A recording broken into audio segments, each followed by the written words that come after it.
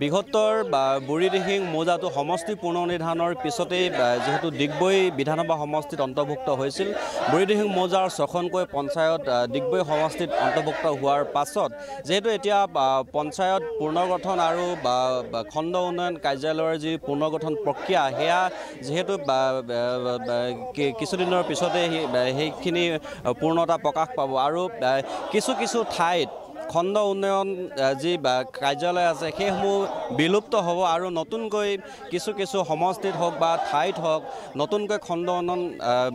বিষয়াৰ কাৰ্যালয় যেহেতু প্ৰতিষ্ঠা কৰিব তাৰ সমান্তৰালভাৱে উপজিলাৰ কাৰ্যালয় স্থাপন কৰিব আৰু সেই উপজিলা আৰু খণ্ড উন্নয়ন বিষয়াৰ কাৰ্যালয়ক লৈ এতিয়া প্ৰতিবাদমুখৰ হৈছে তিনিচুকীয়া জিলাৰ বুঢ়ীদিহিং মৌজাবাসীয়ে আৰু এই মৌজাবাসীয়ে আজি বিভিন্ন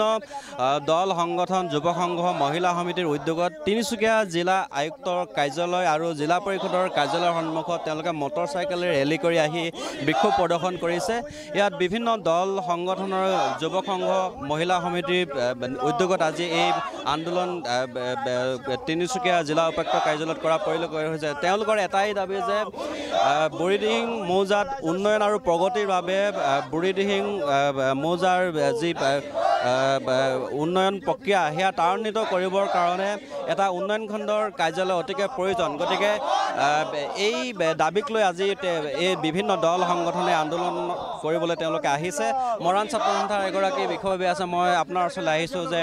আপোনালোকে এতিয়া উন্নয়ন আৰু প্ৰগতিৰ বাবেও আন্দোলন কৰিব লগা এটা পৰিৱেশ সৃষ্টি হৈছে আপোনালোকে বুঢ়ীদিহিঙৰ উন্নয়নৰ বাবে এটা উন্নয়ন খণ্ডৰ কাৰ্যালয় তাত স্থাপন হোৱাটো বিচাৰিছে এই সমগ্ৰ বিষয়টোৰ সন্দৰ্ভত কি ক'ব বিচাৰিব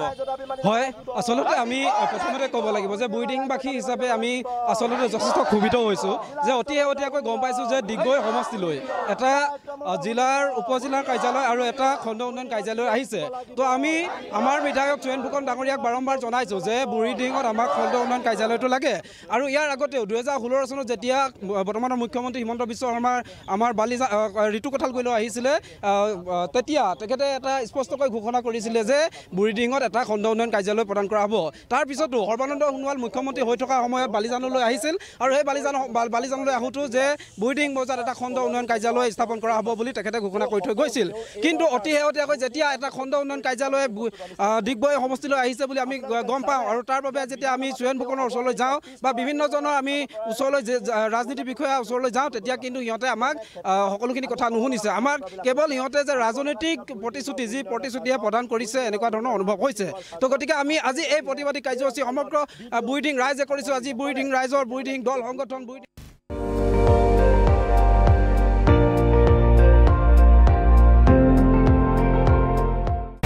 আপুনি চাই আছে ND24 সৰ্বশ্ৰেষ্ঠ নহয় সৰ্বোত্তমৰ দৌৰ